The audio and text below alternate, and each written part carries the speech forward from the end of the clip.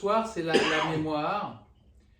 Donc c'est un thème vraiment très, très riche, j'ai envie de dire, et c'est sûrement, oui, un bon thème pour commencer l'année. D'abord parce qu'il y a la mémoire, le site internet va être notre mémoire de notre travail de groupe.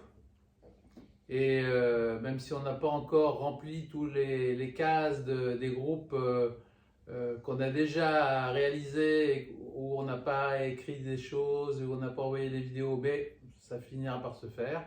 En tout cas, déjà, le site fonctionne et je vous engage tous à aller le voir ou ou le donner comme lien à vos amis. Alors la mémoire, moi je voulais juste parler comme introduction de la dimension de mémoire dans la psychanalyse. Parce que la mémoire, c'est vraiment, j'ai envie de dire, la pierre angulaire du travail psychanalytique. Parce que, évidemment, si on n'a pas de mémoire, on peut pas faire de psychanalyse. Donc ce travail de mémoire, finalement, qu'est la psychanalyse, il se construit finalement autour de cette recherche-là. C'est-à-dire que la personne qui va venir en psychanalyse, évidemment, elle ne va pas dire « je viens pour voir ma mémoire et savoir où j'en suis et essayer de retrouver des souvenirs que j'ai perdus ». Mais le fait est que quand on commence vraiment un travail analytique, on va faire ce travail de mémoire. On va être amené à essayer déjà de témoigner des images, des histoires et des expériences qui nous sont qui nous reviennent le plus en tête.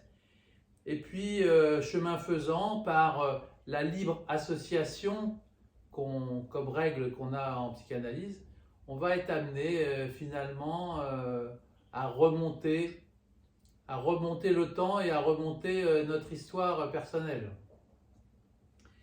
Et en fait, c'est quelque chose de très structurant de pouvoir faire cet exercice, parce qu'il y a des gens, quand ils arrivent en analyse, ils sont absolument, ils disent voilà, au-delà en dessous de 15 ans, j'ai aucun souvenir, ou en dessous de 20 ans même parfois, j'ai aucun souvenir.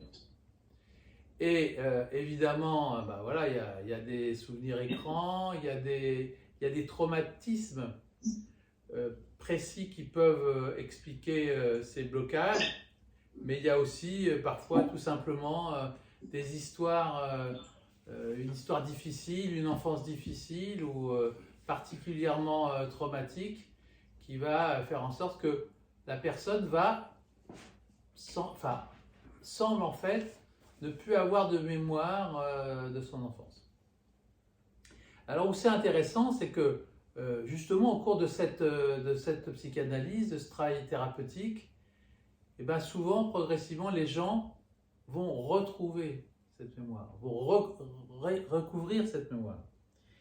Et alors on dirait, alors s'il l'a recouvert, c'est qu'il ne l'avait pas perdu, mais pourtant il ne s'en souvenait plus. Donc c'est tout un peu le mystère de ce que la psychanalyse appelle le refoulement, c'est-à-dire ce qui va faire qu'on va enfouir de manière tout à fait non volontaire, on va enfouir dans notre inconscient les souvenirs traumatisants ou les périodes de sa vie traumatisantes.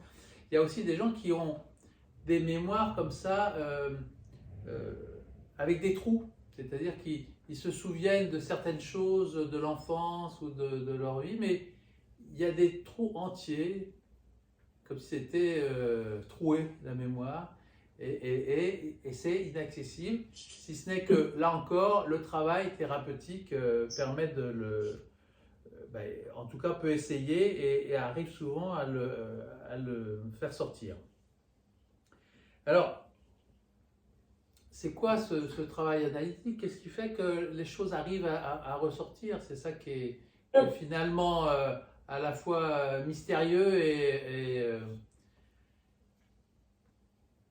Alors, je pense qu'il y a, évidemment le cadre analytique qui est important, c'est-à-dire que le fait d'être convoqué comme ça dans cette psychanalyse un certain nombre de fois par semaine, même si c'est une fois par semaine, c'est quand même quelque chose, une régularité.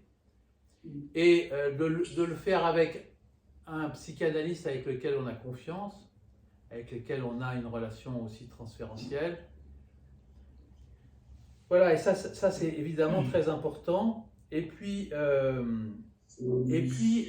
la position analytique, là, pour les cure-types en tout cas, c'est-à-dire le fait d'être allongé, ne pas être en face à face avec le psychanalyste, être en fait tourné dans son intériorité, en soi, fait que, évidemment, c'est propice au fait d'être dans cette démarche de retrouver sa mémoire.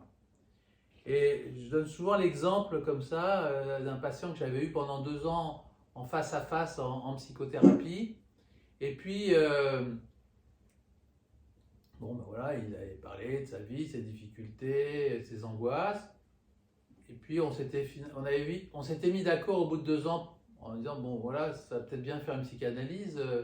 Il en était d'accord. Et puis, la première fois où il s'est allongé, c'est-à-dire qu'on n'était plus en face à face, mais cette fois il était allongé et le psychanalyste, donc en l'occurrence moi, j'étais derrière, et ben, il a complètement changé de discours et il s'est mis à parler en fait de sa mère, il s'est mis à parler d'un discours qui était beaucoup plus profond et beaucoup plus personnel et beaucoup plus inconscient. Et ça donne quand même, là quand je parlais du cadre analytique, pourquoi ce cadre analytique est aussi fort dans ce travail de mémoire. Alors,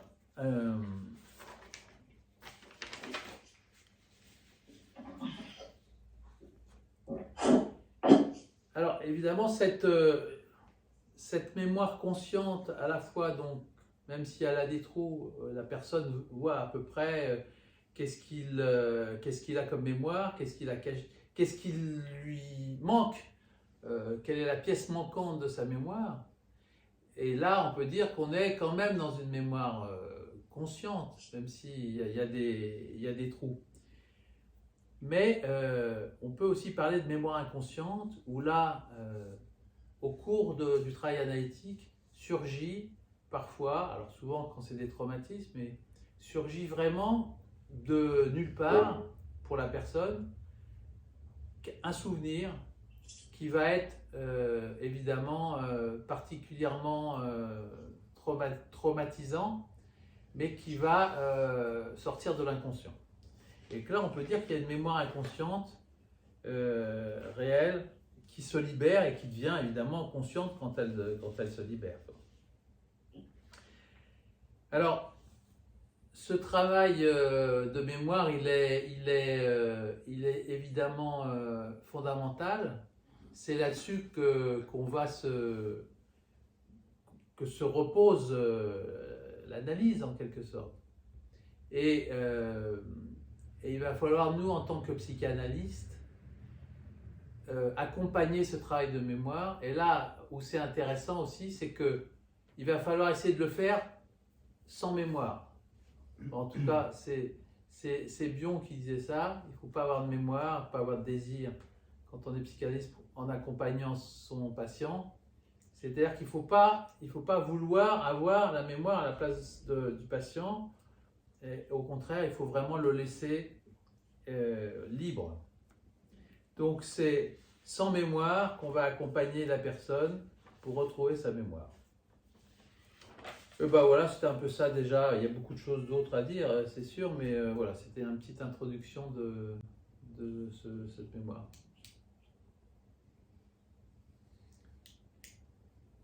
Axel, continue. Bon, je continue. Alors,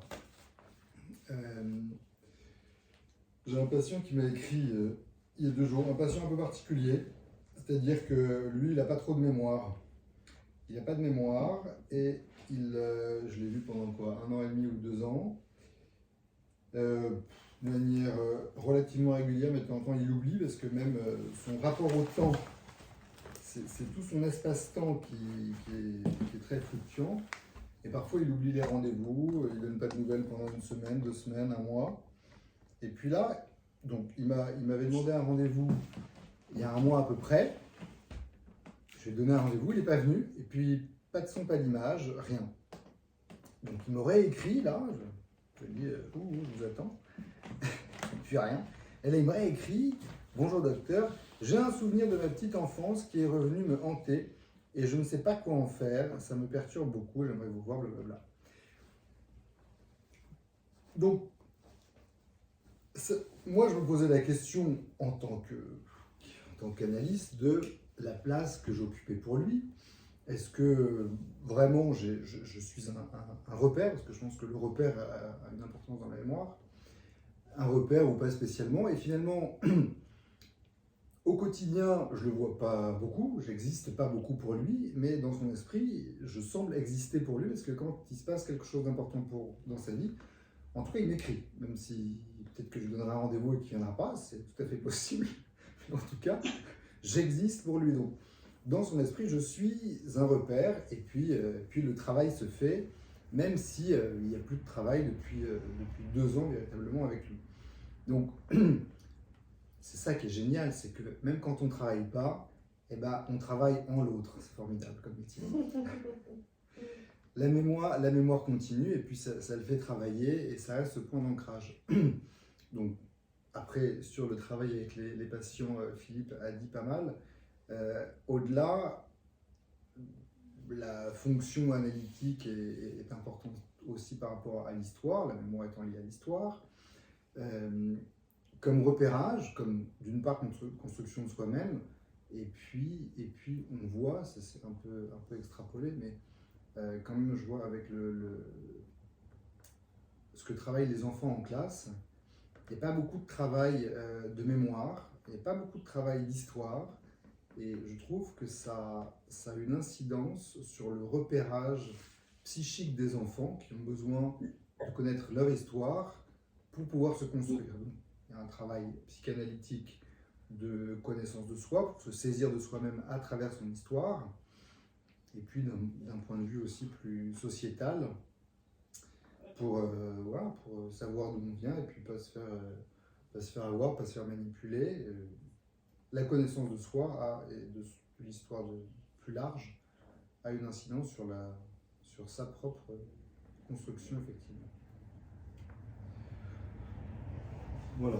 Alors, ce que j'ai oublié de préciser, évidemment, c'est le côté, évidemment, tout à fait subjectif de la mémoire. C'est-à-dire que dans une même famille, on a finalement des souvenirs complètement différents et des histoires différentes et des parents différents. Et donc des traumatismes un peu différents, même si évidemment il y a des choses qui se rapprochent, et qu'il y a une subjectivité comme ça fondamentale de la mémoire. Et donc ça c'est important à prendre en compte.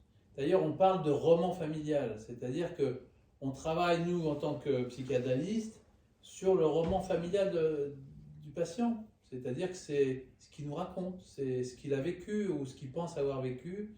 Et c'est là-dessus qu'on travaille.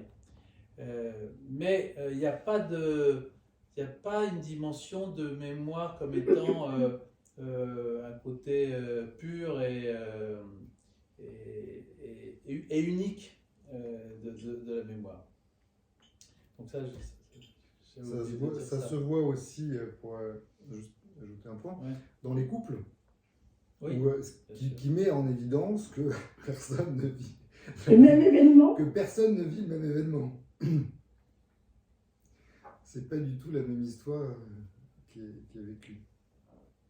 Tout à fait. Alors, voilà, on va donner la parole au philosophe alors. Brigitte. Oui, alors la mémoire, elle s'entend effectivement, ça se rapproche beaucoup, comme la capacité au fond d'établir une continuité entre le passé et le présent. Et donc, de ce point de vue-là, la mémoire, elle est constitutive de son identité personnelle, de ce qu'on appelle, nous, en philo, la conscience d'être soi. Et puis, il y a plusieurs conceptions de la mémoire. Par exemple, la mémoire, elle est fondamentale aussi dans la construction de la connaissance. Chez Platon, on parle de la théorie de la réminiscence. La théorie de la réminiscence, c'est-à-dire qu'au fond, l'âme, et en particulier cette partie supérieure de l'âme, qui est la raison, au fond, qu'on appelle le nous, avait la connaissance en soi, la connaissance du bien, qu'elle a perdue lorsqu'elle a pénétré un corps, parce que le corps c'est de la matière, et donc elle a oublié cette connaissance, mais il lui laisse des traces, il reste des traces qui va permettre de reconstruire et de revenir à cette connaissance originelle. Et donc, connaître, c'est donc reconnaître en explorant finalement sa propre mémoire. Mais au-delà de ça, la mémoire, au fond, a effectivement un rapport important au temps, parce que c'est le présent du passé. Le passé n'est plus, puisqu'il est passé, mais en passant, il va laisser des traces qui va permettre, au fond, de mesurer le passage du temps. Et c'est précisément cette relation aussi au temps qui est constitutive de l'identité de soi. La question qu'on peut se poser, c'est que finalement, sans mémoire, pas de transmission. Et au fond, pourquoi on se souvient? Pourquoi on se rappelle? On ne se rappelle pas ou on ne se souvient pas, il n'y a pas un effort de mémoire uniquement pour soi-même.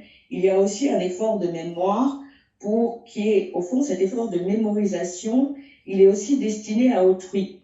Et donc, il y a à la fois une fonction sociale de la mémoire, mais en même temps, cette mémoire, elle permet la transmission de valeurs, la transmission de culture au sens aussi des habitudes, des rites, et qui va déclencher en nous, qui va affirmer en nous un sentiment d'appartenance à une histoire, à un peuple, à une nation, et qui est aussi fondamental dans la construction de son identité.